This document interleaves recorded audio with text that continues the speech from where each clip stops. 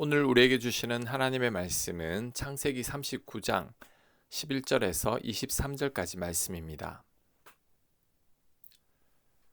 그러할 때에 요셉이 그의 일을 하러 그 집에 들어갔더니 그 집 사람들은 하나도 거기에 없었더라. 그 여인이 그의 옷을 잡고 이르되 나와 동침하자. 그러나 요셉이 자기 옷을 그 여인의 손에 버려두고 밖으로 나가매 그 여인이 요셉이 그의 옷을 자기 손에 버려두고 도망하여 나감을 보고 그 여인의 집 사람들을 불러서 그들에게 이르되 보라 주인이 히브리 사람을 우리에게 데려다가 우리를 희롱하게 하는도다. 그가 나와 동침하고자 내게로 들어오므로 내가 크게 소리 질렀더니 그가 나의 소리 질러 부름을 듣고 그의 옷을 내게 버려두고 도망하여 나갔느니라 하고 그의 옷을 곁에 두고 자기 주인이 집으로 돌아오기를 기다려 이 말로 그에게 말하여 이르되 당신이 우리에게 데려온 히브리 종이 나를 희롱하려고 내게로 들어왔으므로 내가 소리질러 불렀더니 그가 그의 옷을 내게 버려두고 밖으로 도망하여 나갔나이다. 그의 주인이 자기 아내가 자기에게 이르기를 당신의 종이 내게 이같이 행하였다 하는 말을 듣고 심히 노한지라. 이에 요셉의 주인이 그를 잡아 옥에 가두니 그 옥은 왕의 죄수를 가두는 곳이었더라. 요셉이 옥에 갇혔으나. 아멘. 보디발의 아내가 요셉을 계속 유혹했지만 요셉이 그 유혹에 넘어가지 않았습니다. 결국 보디발의 아내는 집에 사람들이 하나도 없을 때 요셉의 옷을 잡고 요셉에게 동침하자고 명령합니다. 오늘 본문 12절에 나와 동침하자의 히브리어 원어는 명령형입니다. 하지만 요셉은 보디발 아내의 말을 듣지 않았습니다. 그리고 보디발 아내가 요셉의 옷을 붙들고 있으니 옷을 버려두고 도망을 가버렸습니다.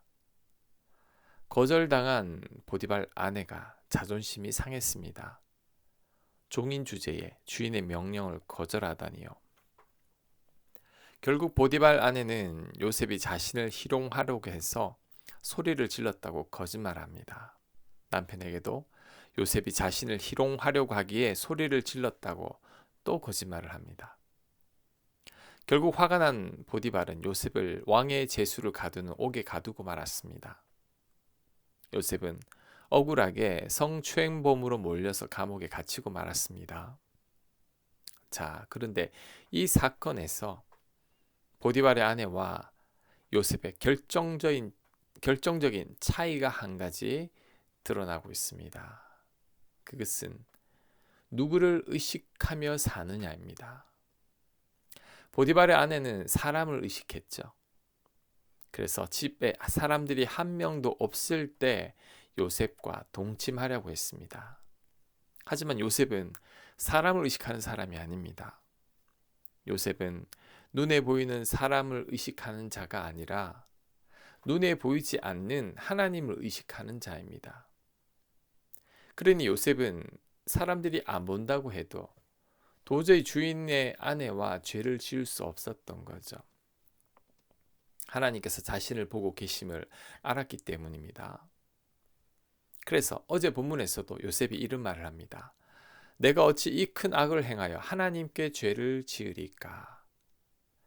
요셉은 보디발 아내와 죄를 짓는다고 생각하는 게 아니라 하나님께 죄를 짓는다고 생각하고 있습니다. 그만큼 하나님을 의식하고 있기 때문이죠. 그러니 도저히 보디발 아내의 청을 받아들일 수가 없었던 겁니다. 자, 이 대목에서 믿음의 사람이 어떤 사람인가가 잘 드러납니다. 믿음의 사람은 요셉처럼 보이지 않는 하나님을 의식하며 사는 자입니다.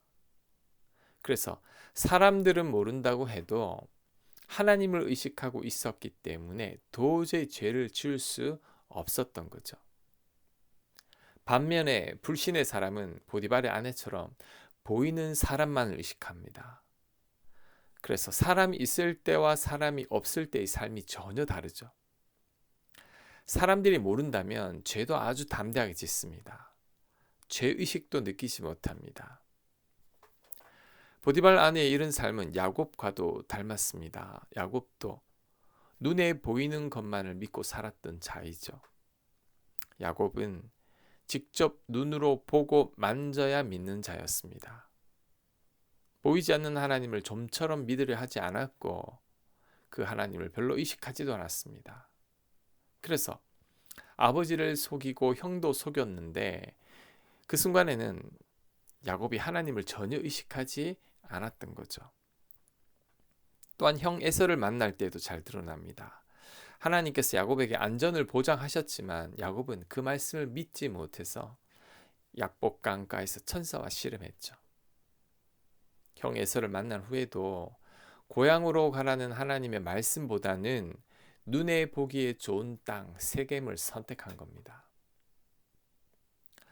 오늘 본문의 요셉을 통해 믿음으로 산다는 것이 어떤 삶인지를 깨달아야 합니다. 믿음은 하나님이 보이지 않지만 보이는 것처럼 살아가는 겁니다.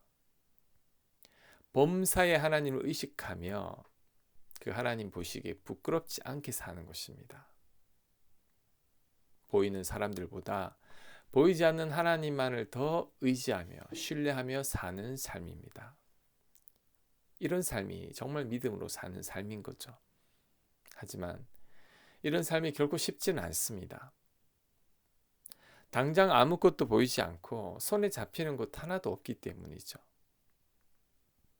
그래서 요셉처럼 어려움을 겪을 수도 있고 큰 손해를 볼 수도 있습니다. 하지만 결국엔 믿음으로 사는 자가 승리합니다. 처음에는 어려울 수 있겠지만 나중에는 활짝 웃게 될 것입니다. 자, 그 다음 보디발에 대해서 좀 살펴봤으면 합니다.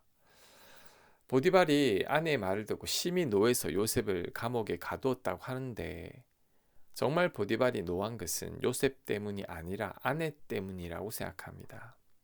왜냐하면 보디발은 요셉을 그 어느 누구보다 신뢰했기 때문이죠. 요셉이 보디발 집에 10년 넘게 살았습니다. 그랬다면 보디발은 요셉이 어떤 청년인지 잘 알고 있었을 겁니다. 요셉을 통해 하나님까지 볼 정도였죠. 그래서 결코 요셉이 아내를 건드리지 않았을 것도 잘 알고 있었을 겁니다. 게다가 보디발은 같이 살고 있는 아내가 어떤 아내인지도 잘 알고 있었을 겁니다. 그래서 요셉이 아내를 건드렸다기보다 아내가 요셉을 모함하고 있다고 추측했을 겁니다. 하지만 이대로 요셉의 허물을 눈감아주면 아내가 수치를 당하게 됩니다. 그리고 자신의 명예와 체면도 손상이 갑니다. 자존심 상하는 일이죠. 그래서 어쩔 수 없이 요셉을 감옥에 가둔 것 같습니다.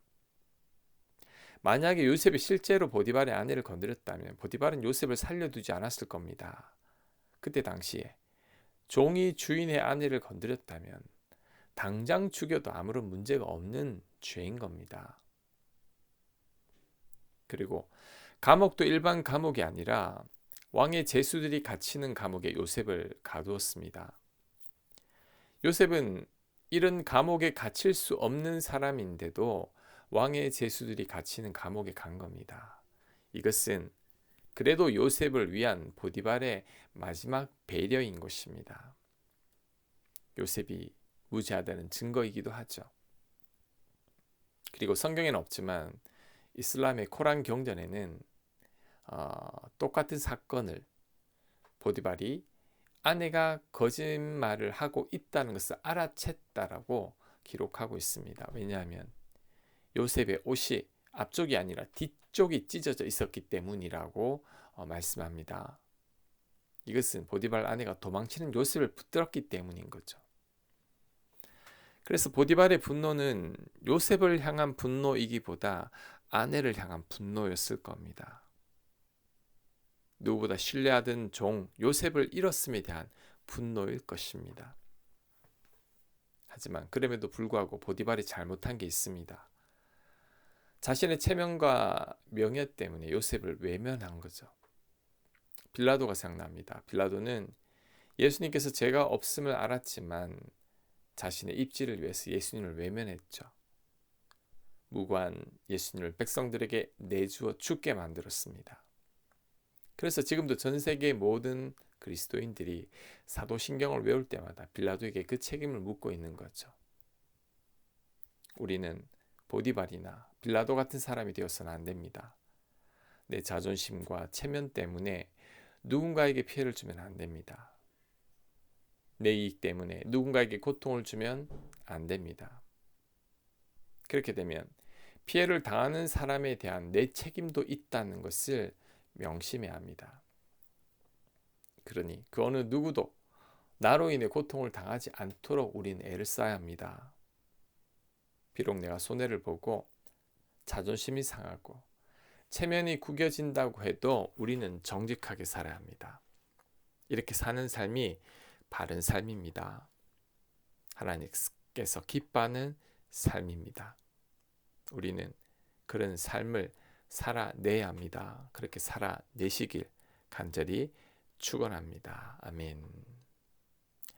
하나님, 요셉처럼 하나님을 의식하는 자 되게 하옵소서. 보디발 아내처럼 사람들만 안 본다면 죄를 지어도 상관없다는 그런 불신의 삶을 살지 않게 하시고 늘 하나님을 의식하며 눈에 보이지 않는 하나님을 보는 것처럼 살아가는 저희들 되도록 역사하여 주시옵소서. 이 모든 말씀 예수님 이름으로 기도합니다. 아멘.